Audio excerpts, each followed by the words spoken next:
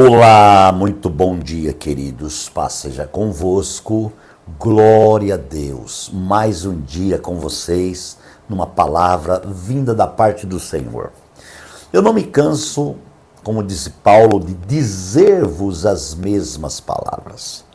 Eu não me canso de repetir muitas vezes acerca do ministério profético, acerca da obra, acerca do reino, acerca da palavra. Sabe por quê?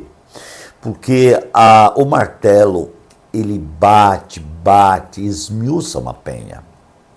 Gente, a revelação da palavra, em nossos dias, ela tem enfrentado uma grande guerra, né? Exatamente por causa do crescimento e da evolução do sistema. O sistema, a cada dia que passa, ele evolui. E agora, com o sistema de internet evoluidíssimo, ficou muito mais difícil, né? Em um segundo, o mundo inteiro sabe de uma coisa, né?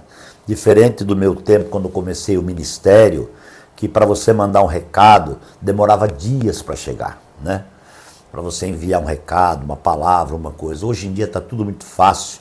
E eu queria convidar você para usar a facilidade de hoje para transmitir a palavra de Deus, para levar esse evangelho poderoso de Deus, esse evangelho transformador, como eu falei já hoje, esse evangelho que nos fez luz do mundo e sal da terra, aleluia, esse evangelho que nos constituiu o testemunho de Deus, porque o testemunho de Deus é uma constituição no interior de cada um, né?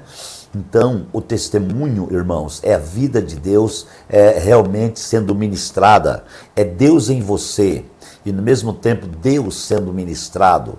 Então você é um agente de Deus, você é alguém que Deus chamou para liberar Deus. Mas a liberação de Deus na sua vida, queridos, não é simplesmente um falar. Não é abrir a boca e sair falando, estou falando de Deus ou com Deus. Não, falar por Deus é a expressão da vida divina em nosso interior. Então, a vida de Deus em nosso interior, ela causa uma expressão. E essa expressão deve ser a pregação do Evangelho. Você me entendeu?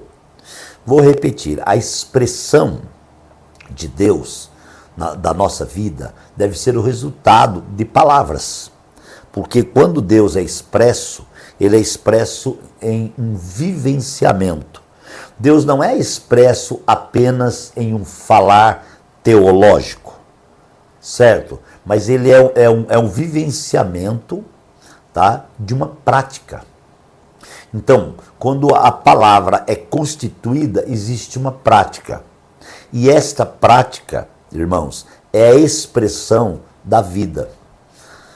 Tá entendendo? Então, hoje nós precisamos atentar muito na questão da vida prática da igreja. Eu estou falando de Elias, do ministério profético de Elias, quando ele foi perseguido por Jezabel por ter a grande vitória sobre 400 profetas, mais 450, 850 profetas de Baal e Azerá. E Elias, após ter a grande vitória, ele foge. E ele foge. A Bíblia diz que ele foge com medo, para salvar a sua vida. Eu falei bastante isso na mensagem anterior. Ele queria salvar a sua vida. Então a preocupação de Elias agora era a sua vida, por isso ele fugiu, tá? Sendo que o ministério profético não diz respeito a uma vida. O ministério profético diz respeito a um corpo, diz respeito, amados irmãos, a um organismo todinho, né?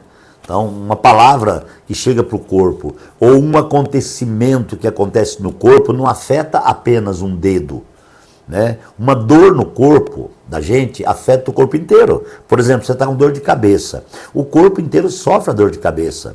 O corpo inteiro fica desanimado, o corpo inteiro quer deitar, o corpo inteiro não quer fazer nada, porque está com uma dor de cabeça. Se você tem uma dor, por exemplo, no dedão do pé, essa dor do dedão do pé afeta o corpo inteiro.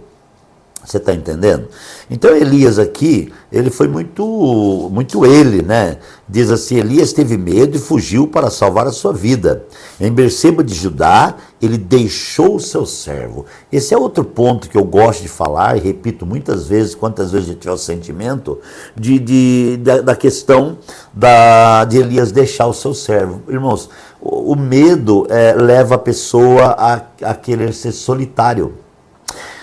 O medo leva a pessoa a desejar viver sozinho. Olha só, né? A solidão parece que apega aí, né?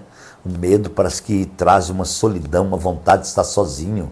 E Elias então foi até Berseba e deixou seu servo lá. E certamente Elias falou, viu, eu agora preciso estar sozinho. Eu tenho que estar sozinho, né? Irmãos, esse início de depressão é um negócio muito complicado na vida de uma pessoa. Você percebe que quando a pessoa está com depressão, ela deseja, anseia ficar sozinha. E quando a pessoa está bem, ela deseja estar com pessoas. Você percebeu isso? Se você tiver o sentimento de estar só, muito só, né? Eu não estou dizendo quando você quer entrar no secreto com Deus, igual eu estou aqui.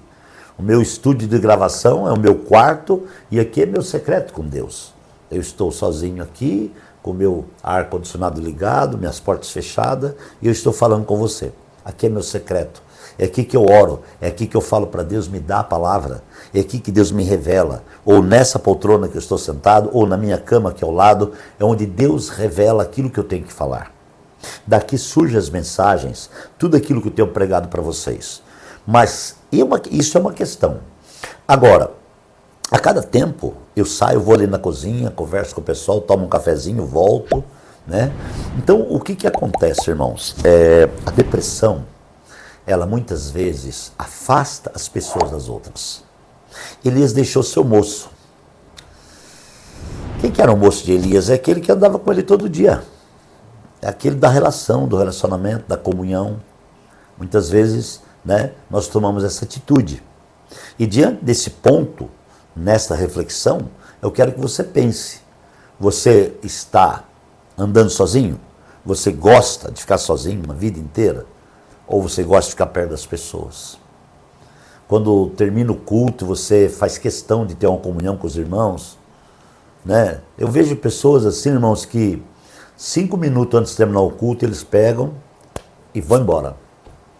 Então você não consegue dar nenhum abraço, nenhuma paz, não consegue. Isso é um indício muito ruim. É ruim para nós, é ruim para a saúde do corpo, é ruim para a vida espiritual, né? Porque muitas vezes um abraço de um irmão vai transmitir uma vida para você.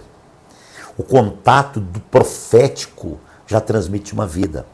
E eu já falei nas reflexões anteriores que o ministério profético está na igreja. Então a igreja, irmãos, ela é o ministério profético. E eu falei também que a voz de Deus está na igreja.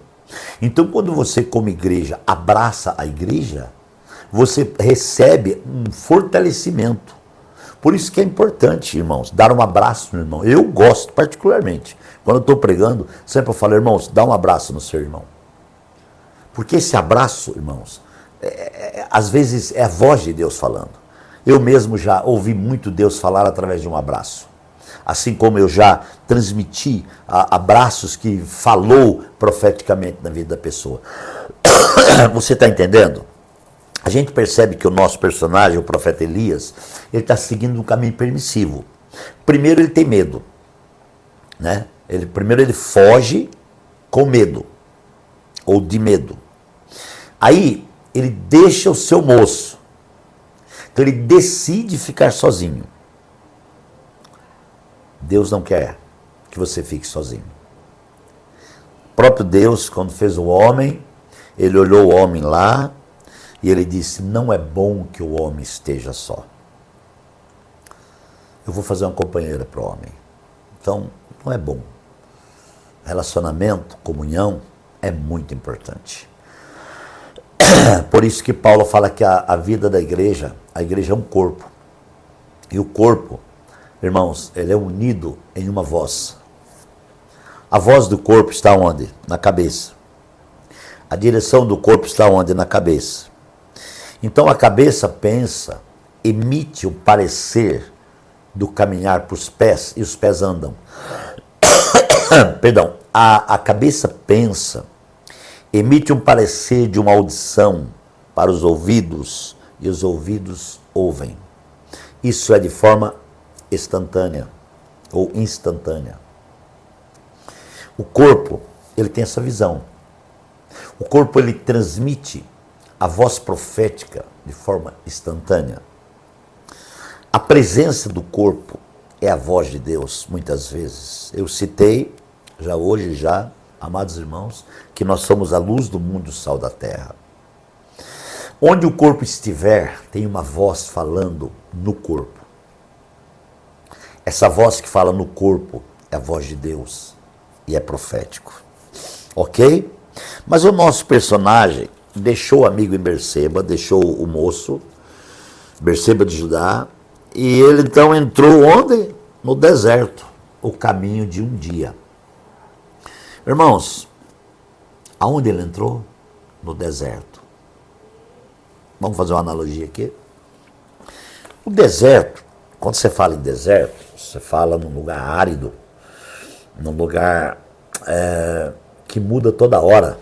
O deserto tem mudanças radicais. Por exemplo, de dia é um calor, de noite é um frio. De repente a areia está calma. De repente dá um vento, a areia muda de lugar. O deserto, você nunca conhece o deserto por causa disso, porque é assim, hoje a areia está aqui, aquele monte de areia. Amanhã ela está ali, outra está lá, o deserto não dá. Por isso que é fácil se perder no deserto. Porque ele nunca permanece, o deserto não permanece, irmãos. O deserto tem mudanças.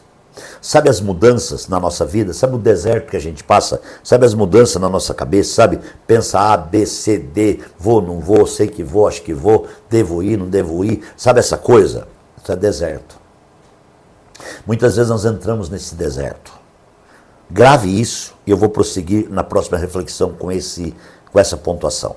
Pai, muito obrigado por mais um dia. Que o Senhor abençoe a vida dos meus irmãos para a honra, a glória e o louvor do teu nome. Grande abraço e até amanhã.